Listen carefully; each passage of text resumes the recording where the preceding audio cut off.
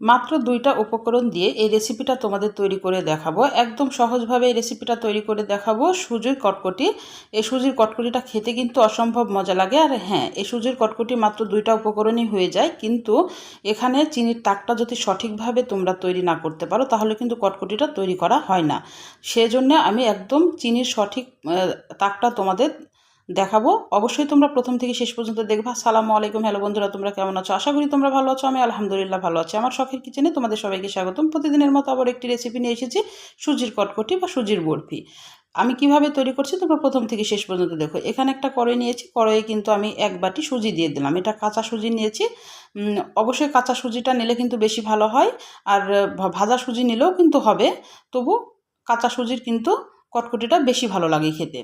তাহলে আমি এখানে সুজিটা একদম শুকনা খোলাতে, এখানে কোনো ঘি বা কোনো তেল ইউজ করব না, এমনি শুকনা খোলাতে হালকা টেলে নেব।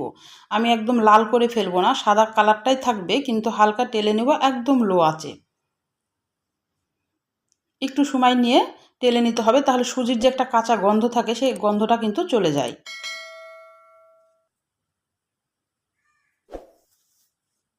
আমি এবার ঢেলে নিলাম। আমার কিন্তু হয়ে গেছে সুজি ভাজা। এবার ওই কড়াইয়ে আমি 1 বাটি চিনি নিলাম। মানে যতটুকু সুজি নেবা ততটুকুই চিনি নিতে হবে, তাহলে কিন্তু কটকটিটা একদম খুব পারফেক্টভাবে হবে। আর এটা একদমই সহজ মাপ। মানে যদি 1 বাটি চিনি নাও, হাফ বাটি পানি দেবা। মানে যে পাত্রে তুমি চিনি নাও না কেন, সেখান থেকে অর্ধেক পানি দিতে হবে। দিয়ে এবার এটা ভালোভাবে একটু নাড়তে হবে। এটা একটা পাক নিয়ে আসতে হবে। পাকটাই কিন্তু মেন। এই পাকটা যদি ঠিকঠাকভাবে না হয় তাহলে কিন্তু সুজির কটকটিটা হয় না। সে কারণে তোমরা প্রথম থেকে শেষ পর্যন্ত দেখো আমি কিভাবে পাকটা দিচ্ছি। এটা অনবরত নাড়তে হবে। আর জালটা কিন্তু এখন মিডিয়ামে রেখেছি আমি। জোরে জাল দিলে কিন্তু তাড়াতাড়ি চিনিটা একদম হয়ে যায়, শক্ত হয়ে যায়। এই কারণে জালটা একদম মিডিয়াম আঁচে রাখতে হবে। দিয়ে অনবরত নাড়তে হবে। নেড়ে নেড়ে যখন দেখবা যে কি খুব বুদবুদে উঠছে, বুদবুদটা দেখে বুঝতে পারছো অনেক একদম বুদবুদ উঠছে, ছোট থেকে বড় মানে অনেক ধরনের বুদবুদ উঠছে, তখন এই পর্যায়ে একটা বাটিতে পানি নিবা। আমি তোমাদের কিভাবে চেক করে দেখাচ্ছি। দেখো, পানিটা নিলা, দিয়ে এবার একটু রস ফেলে দিলা। রসটা ফেলে এবার পানিতে যখন রসটা এভাবে তুললে যেন জমাট বেঁধে যায়, তখন জানবা যে পাকটা একদম ঠিক আছে। এরকম গুলঠি যখন পাকবে তখন কিন্তু এই পর্যায়ের সাথে সাথে কিন্তু সুজিটা দিয়ে দিতে হবে। দিয়ে এখন জালটা কিন্তু একদম লো আঁচে রাখতে হবে। জালটা কিন্তু মিডিয়াম থেকে একদম লো আঁচে রাখতে হবে। আর এটা তড়িঘড়ি কিন্তু তাড়াতাড়ি নেড়ে চেড়ে এটা কিন্তু প্লেটে ঢেলে নিতে হবে। আর প্লেটটা আগে থেকে রেডি করে রাখতে হবে একটু তেল মেখে। আমি কিন্তু প্লেটটা রেডি করে রেখেছি। আর প্লেটের যে তলাটা থাকে সেই তলাটা আমি স্টিলের প্লেট নিয়েছি। দিয়ে আমি আগে থেকে তেল মেখে রেখেছিলাম। দিয়ে এটা তড়িঘড়ি কিন্তু এটা নামিয়ে নিতে হবে।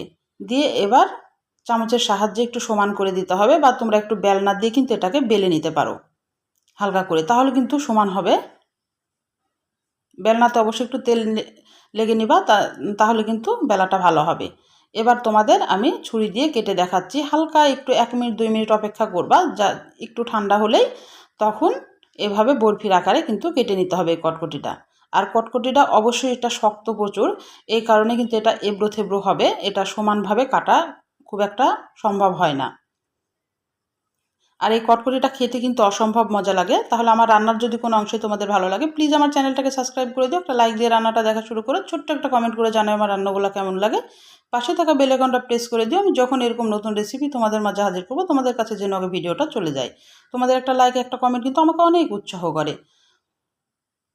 তাহলে আমি বরফির আকারে কেটে নিচ্ছি। তোমরা যে কোনোভাবে কেটে নিতে পারো এটা, বা হাত দিয়ে ভেঙেও কিন্তু এটা রেখে দিতে পারো। আমি এবার তুলে নিচ্ছি প্লেট থেকে। এভাবে চাকুর সাহায্যে, মানে ছুরির সাহায্যে এভাবে তুলে নিতে হবে। দেখো এবড়ো তেবড়ো হয়েছে।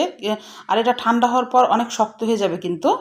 আর এই কটকটিটা কোনো কৌটাতে ভরে কিন্তু এটা মাস জুড়ে খেতে পারবা। নর্মাল ফ্রিজে রাখার প্রয়োজন নেই, বাইরে থেকেই কিন্তু এটা খাওয়া যাবে। আর খুবই কিন্তু মজা লাগে খেতে।